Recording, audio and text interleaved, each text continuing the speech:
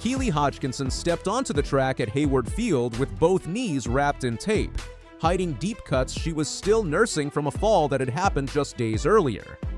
4 days before the race, she couldn't even walk across her own living room. Now she was lining up against the reigning world champion in front of a packed crowd in Eugene, Oregon, chasing a result nobody outside her own team expected her to even attempt. What happened next turned a routine Diamond League race into one of the most talked about comebacks of the season. To understand why this race mattered so much, you have to go back to the Olympic champions' build-up over the past year. Keely Hodgkinson is the reigning 800-meter Olympic gold medalist from the Paris Games, the current world indoor champion, and the British record holder over the distance. She has already collected 2 Olympic medals, multiple World Championship medals, and a mural in her honor back home in Manchester. For months now, her name has been tied to one number, 1 minute 53.28 seconds, the outdoor world record set by Jarmila Kratochvilova all the way back in 1983. Hodgkinson has spent the better part of a year chasing that mark, and this summer was supposed to be the one where she finally got close enough to touch it. None of this is new territory for Hodgkinson when it comes to pushing through pain. As a teenager, she dealt with recurring knee issues long before anyone outside her hometown had heard her name, and years earlier she underwent ear surgery that left her 95% deaf in one ear.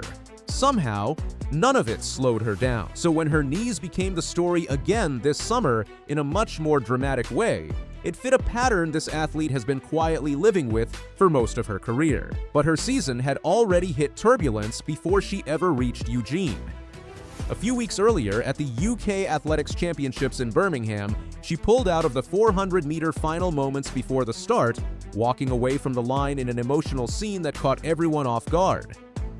She later explained that a bit of tightness in her leg, combined with memories of the hamstring tear that wrecked her entire 2025 season, made her unwilling to take any chances this time around. It was a smart, cautious decision, and nobody in the sport blamed her for it.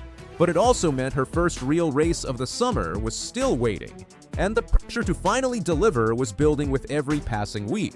Then, in the days leading up to her flight to Oregon, everything got complicated in a way absolutely nobody saw coming. During a routine cool-down run in training, Hodgkinson took a heavy fall. It wasn't the kind of fall that leaves deep bruising or broken bones, but it tore open her skin, leaving painful cuts across both knees.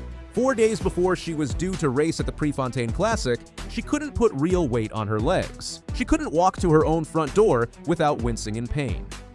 For a professional athlete about to face the best 800-meter runner on the planet, that is about as rough a start to fight week as it gets.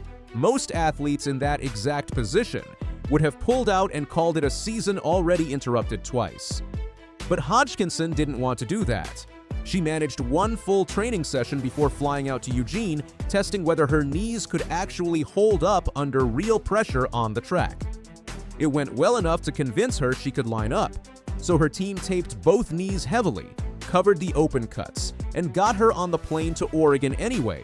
By race day at Hayward Field, Keely Hodgkinson was standing on the start line across from Kenya's Lilian Odira, the reigning world champion and the athlete who had already beaten her once at the World Championships the year before. This was the rematch every fan of the sport wanted to see. The two best 800-meter runners on the planet meeting again, with a full year of history between them, and almost nobody outside her own camp knew just how compromised Hodgkinson actually was walking into it. The Prefontaine Classic that weekend was stacked with talent, with meeting records falling in the hurdles and the mile, but the women's 800 meters was the one race the entire crowd at Hayward Field had circled on their programs long before the gates opened. If you're new here and you enjoy stories like this one, stick around and consider subscribing, because more athletics breakdowns like this are coming every single week. The race itself started fast, with the pace pushing hard from the opening strides on the red track at Hayward Field. Hodgkinson held back through the first lap, letting the field unfold in front of her before making her move at the bell. Coming off the final bend, she pushed to the front of the pack, and for a moment it looked like taped knees and all. she might actually have enough left to hold on for the win. But Odira had been waiting for exactly that moment. The Kenyan surged past her down the home straight at Hayward Field, kicking clear in the closing meters to win in 1 minute 56.19 seconds. Hodgkinson crossed the line just behind her in 1 minute 56.73 seconds, taking silver in a race she had gone into as the clear favorite. On paper, that result reads like a loss for the Olympic champion. In reality, given everything that happened in the 4 days before the starting gun, finishing second to the reigning world champion was closer to a small miracle. Hodgkinson didn't try to hide how she felt about it afterward. Speaking to reporters trackside at Hayward Field, she was blunt about the whole ordeal. 4 days ago, she admitted she couldn't even walk. She called the entire week shocking and said the emotions were still raw straight after crossing the line. She said she would take the positives of simply being able to line up at all, but made it clear she expected a lot more from herself than a compromised silver medal against this level of competition. It was the kind of raw honesty that has made her one of the most respected voices in British athletics, whether she wins or loses on any given day. Fans and fellow athletes picked up on that honesty fast, with plenty of praise flooding in for how she managed to compete at all, rather than any criticism over the time on the clock. Later that evening, she posted an update to her Instagram, a short but pointed caption that reads simply, "Forward motion." No lengthy explanation, no list of excuses laid out for her followers, no attempt to soften what had happened. Just 2 words that summed up exactly where her head was at. Cut knees, a disappointing time on the clock, and still moving forward toward the next target on the calendar. And that next target is a massive one.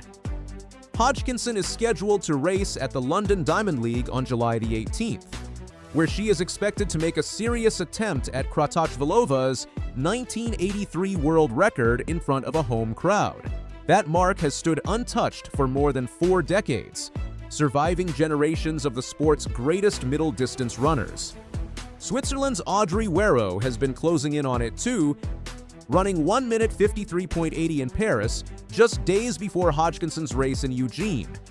The margin for error at that level is razor thin, and Hodgkinson will need her knees, her confidence, and her form fully recovered if she wants any real shot at rewriting the record books on home soil in London.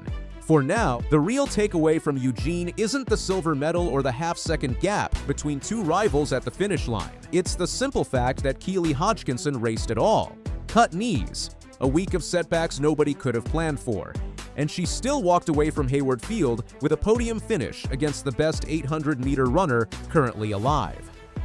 If she can turn 4 days of not being able to walk into a silver medal performance on the biggest stage in the sport, London in a few weeks might turn into a very different story altogether. Fans in the stadium that night will be watching 2 things at once: the clock-chasing history, and a champion who just proved she can compete through almost anything.